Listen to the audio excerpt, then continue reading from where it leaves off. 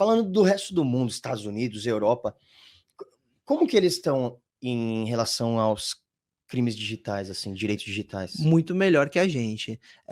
Quando eu comecei a escrever, eu sempre, e você abriu falando de cybercrimes, e essa é uma briga na nossa área. Qual é a nomenclatura perfeita para definir esses delitos na Hum, internet? É crimes virtuais, crimes de alta tecnologia, crimes online, cybercrime, e eu sempre usei cybercrime porque a primeira vez que se citou esse termo foi em 1990, num grupo do G8, que são os países mais ricos do mundo, numa reunião do G8.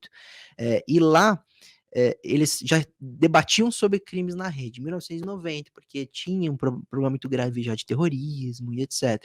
Então, se você pegar leis europeias, muitas vezes elas influenciam no Brasil. Hoje nós temos a Lei Geral de Proteção de Dados, a LGPD, graças a uma lei europeia, que é a GDPR. Então a gente viu a GDPR e falou, pô, essa lei é boa. Por quê? Porque tanto os europeus como os brasileiros, nós somos injustiçados. Porque nós não somos os norte-americanos que estamos no Vale do Silício consumindo e usando os dados, nem os asiáticos que também vivem disso. Nós somos aqueles que concedem os dados.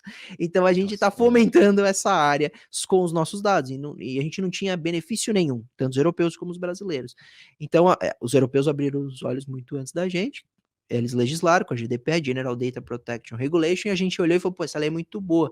Porque começou um debate, será que a gente vai ter que respeitar essa lei europeia?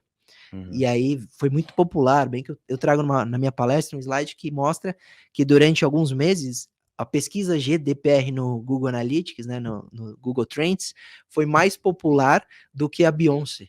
Então tava Caraca. todo mundo querendo saber sobre essa história de proteção de dados.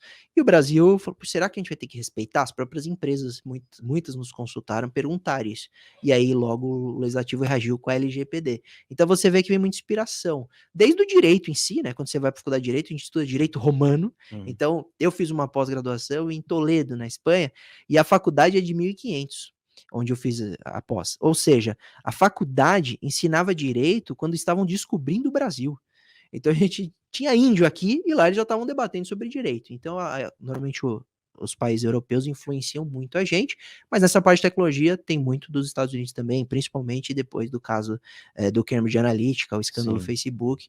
Houve uma mudança generalizada de como tratar dados, como usar a internet, e isso vem para o Brasil. Com relação à investigação, aí a gente também deixa muito a desejar e tem muito a aprender.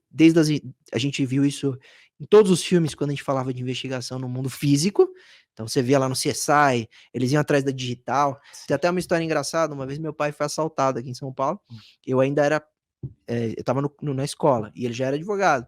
E aí ele chega, fala, me assaltaram, tudo, o cara com a arma, e aí o indivíduo tava nervoso, meu pai achou que ele queria levar o carro, tentou abrir a porta, e ele segurou a porta e fechou a porta. E ficou toda a digital dele inteira, a mão inteira marcada no vidro. Quando ele chegou, eu falei, pai, aqui, ó, vamos levar na delegacia. Ele falou, não adianta nada. Isso naquela época, hoje ainda evoluiu isso um pouco, questão digital. Mas esta é a realidade do mundo digital no Brasil.